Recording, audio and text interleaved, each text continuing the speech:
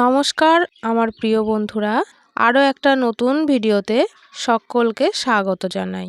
আজ আমি বানাতে চলেছি এই গরমে একেবারে মন প্রাণ শরীর ঠান্ডা করা একটা রেসিপি। যেই সব বাড়িতে বাচ্চারা একেবারেই বেল পছন্দ করে না, তাদেরকে কিন্তু এই জিনিসটা বানিয়ে অনায়াসেই বেল খাওয়াতে পারেন।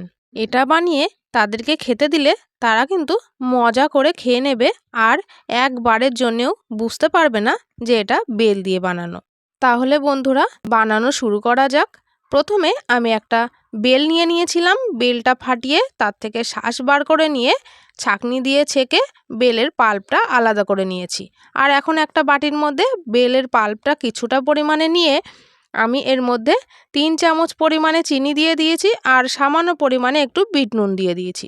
এখন একটা হ্যান্ড উইস্কের সাহায্যে আমি এটা চিনি আর নুন একসঙ্গে মিশিয়ে নিয়েছি। চিনিটা একেবারে গলে গেলে আমি এখানে রুম টেম্পারেচারে থাকা আগে থেকে জাল করা গরুর দুধ 1 বাটি দিয়ে দিলাম।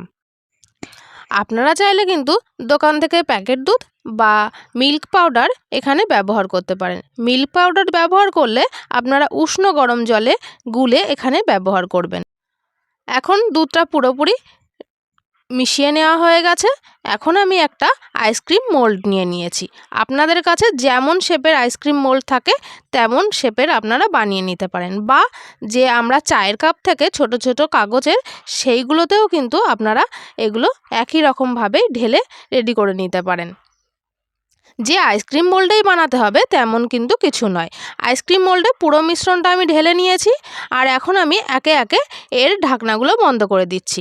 আপনারা যদি চায়ের কাপে বানান তাহলে একটা কাগজ দিয়ে বা ফয়েল পেপার দিয়ে মুখটা বন্ধ করে দেবেন। ফ্রিজে রাখতে হবে পুরো 12 ঘন্টা।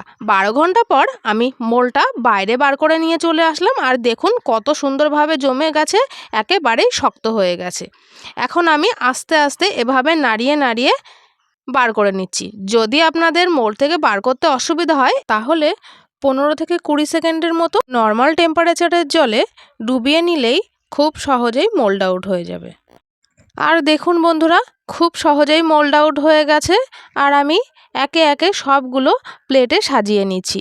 এটা কিন্তু খুব তাড়াতাড়ি গলেও যায় না। আপনারা এই পদ্ধতিতে একবার বেলের এই আইসক্রিম ট্রাই করবেন।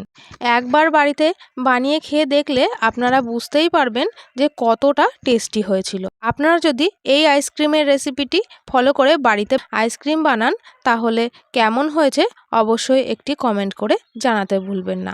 আর ভালো লাগলে ভিডিওটাতে একটা লাইক করে দেবেন। তাহলে আজকের ভিডিওটা বন্ধুরা এই পর্যন্ত। আবার আসবো অন্য কোনো ভিডিও নিয়ে।